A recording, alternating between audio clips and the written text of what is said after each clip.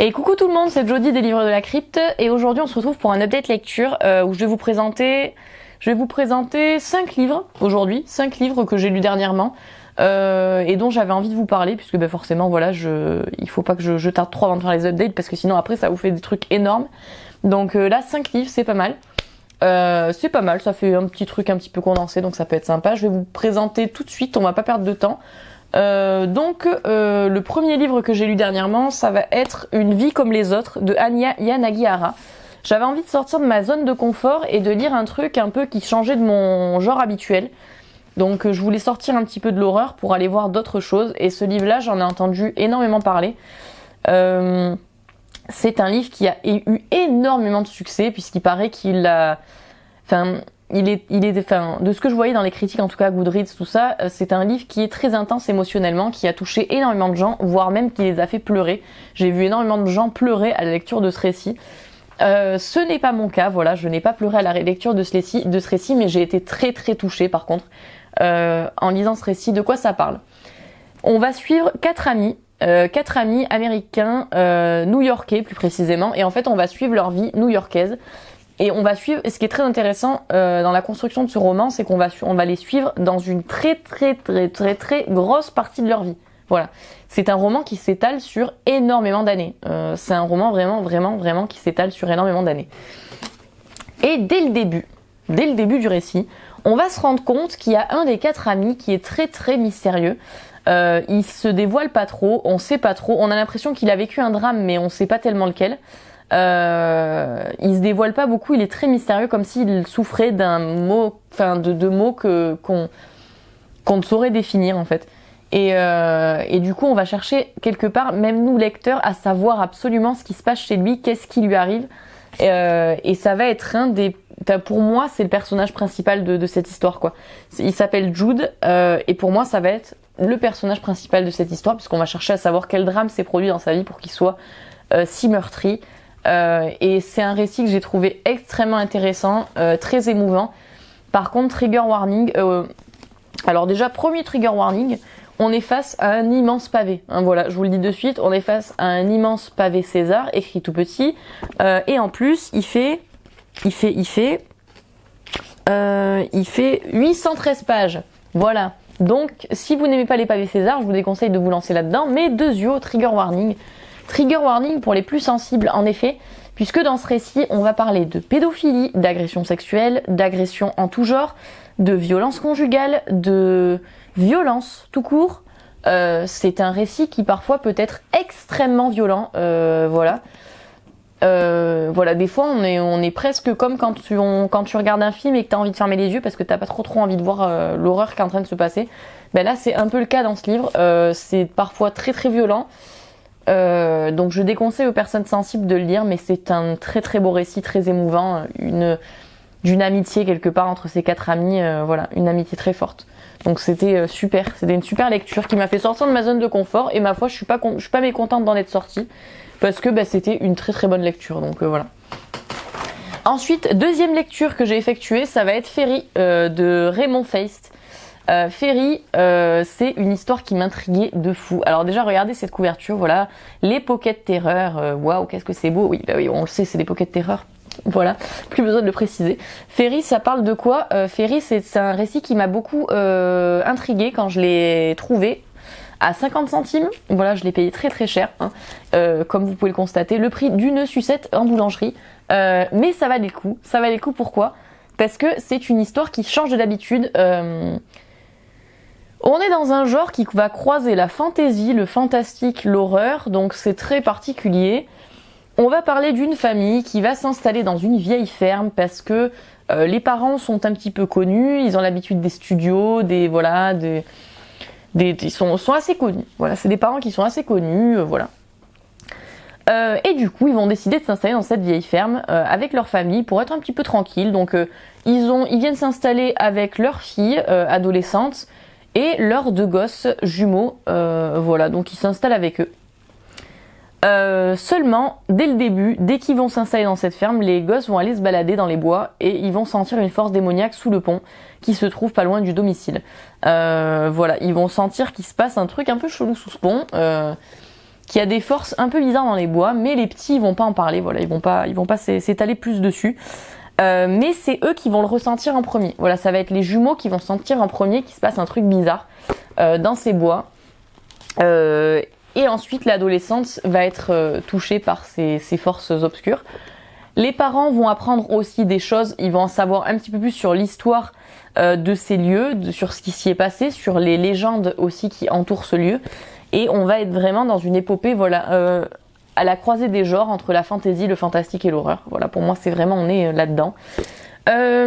C'est une histoire, moi, que j'ai beaucoup aimée, j'ai beaucoup appréciée. Pourquoi ? Parce qu'on parle d'un folklore qui est peu développé, je trouve, dans l'horreur. On va parler de fées, d'elfes, de léprechaune, de toutes ces créatures un peu voilà cheloues dont on parle pas du tout dans l'horreur habituellement. Donc j'ai trouvé ça très très intéressant.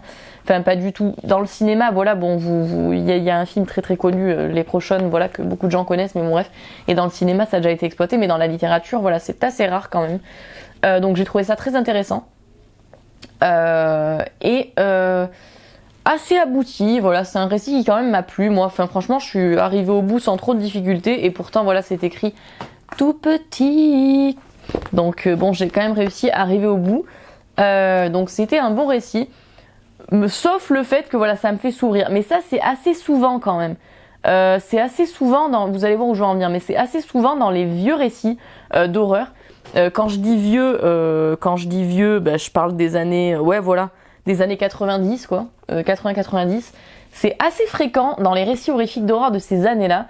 Voilà, c'est une, je sais pas si je suis claire quand je dis ça, mais c'est une horreur qui est assez sexualisée, dans le sens où, voilà, tout est bon pour caler un petit truc de cul, par-ci par-là, voilà, ça nous fait plaisir, on le jette dans le récit comme ça nous fait plaisir. J'espère que ça vous plaît aussi à la lecture, voilà, en gros c'est un peu ça, dans les années 90 ils étaient vachement dans ce délire-là, et j'avoue que des fois dans ce récit ça m'a fait sourire, parce que alors il y a des moments où c'est opportun, voilà, c'est opportun, et il y a des moments où franchement, ouais, j'ai eu un petit sourire quoi, parce que j'étais en mode mais what the fuck, genre qu'est-ce que c'est que ce truc de ouf, bref, parce qu'il y a des moments, voilà, donc très drôle, voilà, très drôle. Mais j'ai beaucoup aimé ce récit, je l'ai trouvé très bien construit, très intéressant, il y a de l'action, c'est assez sympa, pas un coup de cœur, franchement, pas un coup de cœur, mais quand même une très bonne lecture, voilà. Ensuite, autre lecture que j'ai effectuée. Ah oui, je vais vous parler d'un e-book que j'ai lu, que j'ai découvert du coup grâce à d'autres lecteurs, voilà, qui se reconnaîtront et que je remercie. Ça va être Cobaye. Donc j'ai lu Anita en premier tome du coup, puisque c'est une série de 6 ou 7 tomes me semble-t-il. Et chaque tome est écrit par un auteur différent. Voilà, chaque tome est écrit par un auteur différent. Alors Anita, j'ai un peu honte, mais je me rappelle plus qui c'est qui l'a écrit. Vous le verrez de toute façon dans la miniature que je vais vous foutre là. J'ai adoré, c'est le premier Cobaye que je lis. Cobaye, en fait, c'est une série de 6 ou 7 romans, comme je vous disais, écrits par à chaque fois un auteur différent. Ça va traiter du même thème à chaque fois. C'est-à-dire qu'en gros, on va traiter d'un personnage, ou de 2 personnages, hein, selon les tomes, qui vont chacun avoir une vie différente et tomber par hasard sur un prospectus qui va leur proposer de devenir cobaye d'une expérience scientifique auprès d'un laboratoire, d'un nouveau médoc, contre-échange d'une rémunération. Et donc du coup, vous l'avez compris, ces cobayes, à chaque fois, à chaque tome, vont se porter volontaires et on va voir les effets que ça a sur leur personnalité. On est dans de l'horreur, hein, donc ça sera pas très positif, hein, vous vous en doutez. Mais qu'est-ce que c'est trop bien. Là j'ai lu Anita. Je suis déjà en train de lire un autre tome. Voilà, je vous le dis de suite. D'ailleurs, de toute façon, je vais vous en parler à la fin de la vidéo des lectures que je suis en train de faire en ce moment. Mais je suis déjà en train de lire un autre tome. C'est pour vous dire à quel point j'ai kiffé. Là, vraiment, on est sur un vrai coup de cœur. Genre, on est sur un vrai coup de cœur. On n'est pas comme sur Ferry. On est sur un vrai coup de cœur. Ça parle de quoi, Anita? Donc du coup, Cobaye Anita, ça parle de quoi? On va parler d'une jeune femme.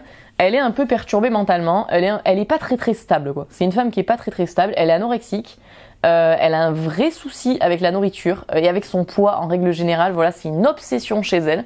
Elle va absolument maigrir, sa mère s'inquiète, sa famille s'inquiète et son petit ami Manu s'inquiète également. Ils vont du coup la surveiller de près et ils vont lui proposer de suivre une thérapie. Anita, au lieu d'aller chez le psychiatre, qu'est-ce qu'elle va faire? Elle va tomber sur ce petit prospectus avec cette offre pour tester ce nouveau médoc. Elle va se dire cool, ça va peut-être me faire perdre du poids, puisque dans les effets secondaires précisés sur le prospectus, on précise que c'est possible qu'on perde du poids. Donc elle se dit super, génial, je fais déjà 20 kills, si je peux en faire 18, c'est génial. Bon bref, du coup elle va se rendre dans ce labo et elle va se porter volontaire. Et elle va faire croire évidemment à son petit ami, à sa famille, qu'elle suit une thérapie, ce qui n'est absolument pas le cas. Donc elle va se faire injecter des doses et au fur et à mesure, elle va voir les effets très étranges sur son corps et sur sa personnalité en règle générale. Je n'ai pas envie de vous spoiler, donc je n'en dirai pas plus. Mais c'était putain de trop bien, c'était génial. Je l'ai lu trop vite ce livre, mais c'était trop bien. Je ne peux que vous le conseiller, je ne peux que vous dire, ouvrez ce livre, lisez-le. Voilà, lisez-le. Et après, je peux pas vous dire lisez tous les cobayes parce que du coup je suis en train de lire le 2e tome là, mais je vais tous les lire. Alors c'est certain, je vais tous les lire parce que là du coup c'est un coup de cœur, je suis tombée dedans donc c'est terminé. Trop bien, je vous le conseille, foncez, histoire d'expérience scientifique avec des cobayes et tout, enfin horrifique, trop bien, donc je vous le conseille, lisez Anita. Ensuite, je n'ai pas pu résister, j'ai dit que j'attendrai le mois prochain pour me l'acheter, mais je n'ai pas résisté. Voilà, telle est l'histoire de ma vie, voilà, vous le savez si vous aimez lire également. On a un peu de mal à résister des fois, et là c'était un peu mon cas. Il est sorti, je me suis dit, non Jodie, tu attendras le mois prochain pour l'acheter. Je l'ai vu en librairie, j'ai dit, non je peux pas, c'était le dernier les gars sur l'étagère, ils m'attendaient, c'est comme s'il était là, prends-moi, achète-moi, donc du coup je l'ai acheté, voilà je l'ai acheté, c'est le nouveau Junji Ito, La déchéance d'un homme. Comme vous le savez, dernièrement Spiral et J.O. ont été réédités en français, je crois d'ailleurs qu'ils sont déjà en rupture de stock, hein, voilà, nous sommes habitués pour les Junji Ito. Moi Spiral et J.O. je les ai déjà en édition anglaise, donc je les ai pas rachetés en édition française, enfin je voyais pas l'intérêt, donc voilà. Mais La déchéance d'un homme, je ne l'avais pas, je ne connaissais pas. Il me semble que dans son titre anglais, c'est No Longer Human. Il m'intéressait, mais je l'ai pas acheté en anglais en fait. Voilà, d'habitude les Junji Ito, moi je les achète en anglais parce que, vous le savez, ils ne sont jamais édités en français. Là par contre, du coup, Delcourt Tonkam, je crois, ouais, Delcourt Tonkam, donc ils se sont mis à réadapter certaines œuvres de Junji Ito. Et j'ai appris aussi, il y a pas longtemps, tu te reconnaîtras du coup sur Insta, j'ai appris il y a pas longtemps que Mangetsu, je crois, c'est Mangetsu ? Je crois que c'est Mangetsu. C'est une nouvelle maison d'édition, voilà, de manga qui va rééditer les Junji Ito. Je trouve que c'est une idée mais d'enfer quoi. Donc du coup j'ai trop hâte, je sais déjà que je vais les acheter, voilà, donc il va y avoir un trou dans mon portefeuille, hein. Comme toujours. Nous avons l'habitude, mais Junji Ito mérite qu'on lui donne un petit peu de sous-sous, puisque c'est le meilleur mangaka du monde, le meilleur. Et donc, La déchéance d'un homme, j'ai lu le premier tome, je crois que ça va être en 2 tomes, je crois. Il me semble que c'est une duologie, je crois que ça va être en 2 tomes, mais je suis pas sûre. Bref, mais je crois que c'est en 2 tomes. Donc j'ai acheté le premier tome de La déchéance d'un homme. La déchéance d'un homme, c'est assez particulier, puisque c'est une adaptation d'un roman très connu. C'est un roman d'Osamu Dazai. Enfin, il est très connu au Japon. Je crois que c'est au Japon qu'il est très connu. Bref, c'est un roman qui est extrêmement connu au Japon, d'Osamu Dazai. Mais nous, en France, on connaît pas, quoi. Enfin, moi, en tout cas, je connaissais pas, personnellement.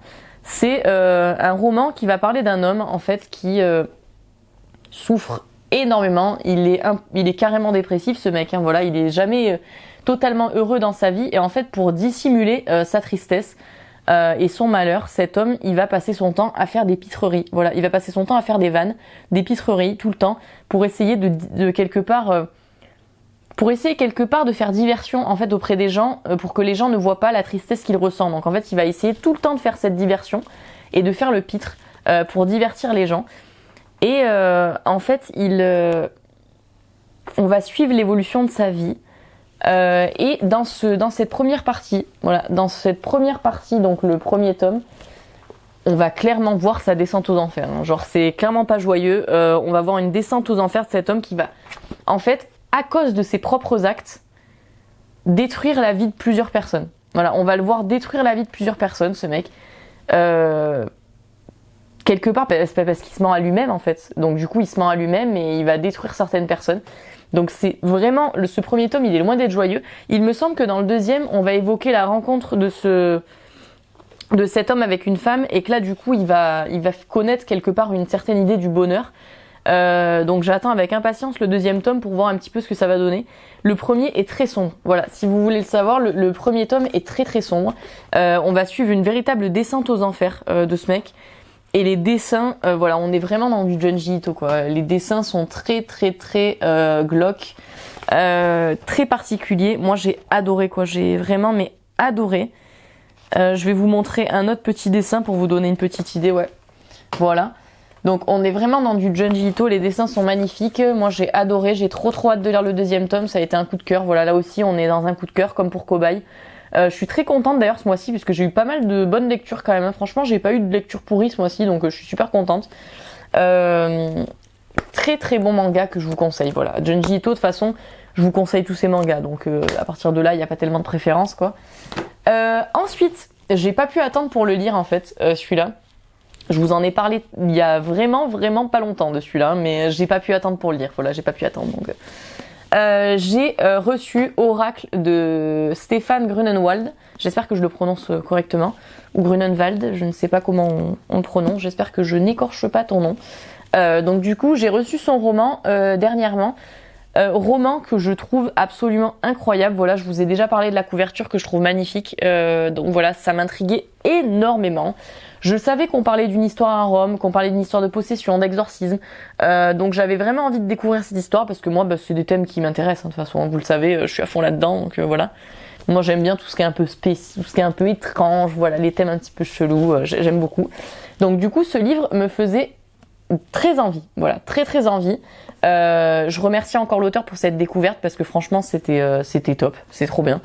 De quoi on parle dans cette histoire? Alors c'est très simple. Dans une maison, il s'est passé une tragédie il y a très longtemps. Cette maison, on l'appelle la maison du diable.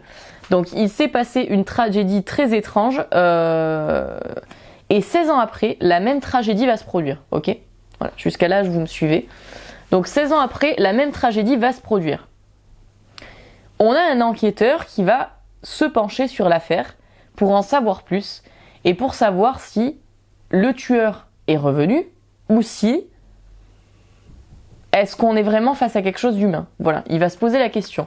Est-ce que le tueur est de retour 16 ans après? Est-ce que c'est le même mec puisque c'est le même mode opératoire? Ou est-ce que quelque part ils sont menacés par des forces beaucoup plus obscures? Voilà, c'est la question que va se poser l'enquêteur. En parallèle à ça, forcément, l'enquêteur, un peu démuni, il va faire appel à un exorciste. Cet exorciste, il s'appelle Esteban, il est jeune, voilà, il est nouveau, c'est une figure montante dans l'exorcisme, qui s'est fait former par l'un des meilleurs. Donc du coup, il va faire appel à lui pour l'aider à résoudre cette affaire et à tirer le vrai du faux. Qu'est-ce qui se passe?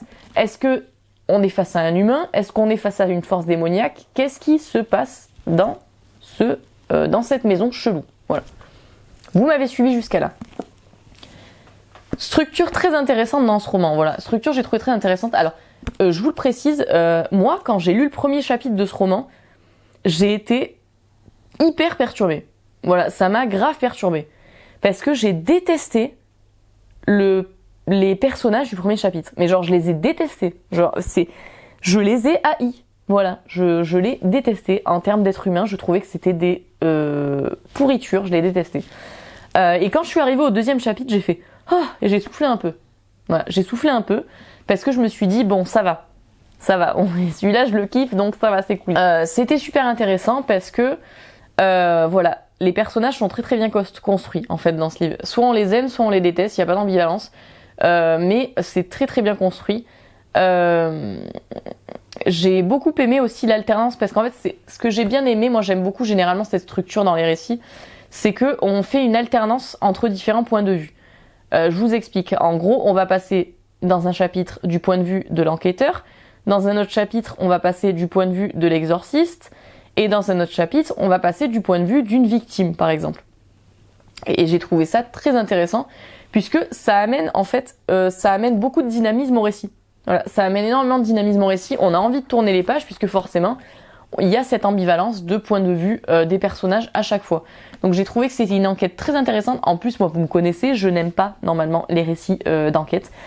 J'aime pas quand il y a inspecteur Michel qui va résoudre une enquête. Moi, c'est un truc qui, ça ne m'attire pas du tout. Normalement, je n'aime pas ça du tout. Et là, pour le coup, franchement, ça m'a donné tort parce que ce récit, j'ai beaucoup aimé. J'ai trouvé que c'était très bien construit. L'écriture, elle est très très bien. Enfin, j'ai pas vraiment de mauvais, j'ai pas de mauvais point de vue à donner sur ce récit. Si ce n'est, voilà, sachez-le quand même avant d'ouvrir ce livre. Si vous vous attendez à de l'horreur gore dégueulasse ou un truc vraiment trash, on n'est pas là-dedans. Hein. Là, on est vraiment dans un récit beaucoup plus subtil. Si vous avez envie de lire de l'horreur trash, vous lancez pas nécessairement dans Oracle parce que c'est en fait là on va plus bâtir une ambiance dans Oracle. Hein. C'est une ambiance sombre qui va se créer au fur et à mesure des pages. Un récit plus subtil. On n'est pas dans du trash. Hein. Sachez-le avant de le lire. Donc voilà, très très bonne histoire, très très bonne lecture. Donc j'en ai terminé avec cette update. Je vous ai présenté du coup tous les livres que j'ai lus dernièrement. En ce moment, je suis en train de lire sur ma liseuse Cobaye, Sarah et Sid. Donc voilà, un autre tome de Cobaye encore. Donc j'ai hâte de poursuivre parce que j'adore. J'adore cette saga. Je vais la bouffer, je le sens, je vais la bouffer très très vite cette saga. Deuxième livre que je suis en train de lire en ce moment en parallèle, donc en même temps que Cobaye, je suis en train de lire Parlez-moi d'horreur de Robert Bloch, d'une édition Marabout Fantastique que je vous ai présenté il y a pas si longtemps que ça. Hein. Voilà, Parlez-moi d'horreur de Robert Bloch. Vous savez à quel point j'aime Robert Bloch. Hein. Pour l'instant, ça part très très bien. J'ai lu 2 histoires de ce recueil que j'ai beaucoup aimé, donc ça part très très bien comme à chaque fois avec Robert Bloch. Hein. De toute manière, vous savez, c'est un de mes auteurs favoris pour moi. C'est un auteur incontournable de l'horreur, donc voilà, ça part très très bien. Je vous en dirai des nouvelles quand je les aurai terminées. J'espère que cette update vous aura plu. En tout cas, moi, ça m'a fait plaisir de vous parler de mes petites dernières lectures. Si vous en connaissez certains, n'hésitez pas à me le dire. Et puis, si vous avez des conseils lecture à me donner, c'est le moment. N'hésitez pas à me le dire également, ça m'intéresse. Donc voilà, j'en ai terminé. Je vous remercie, je vous fais de gros bisous et puis je vous dis à très vite.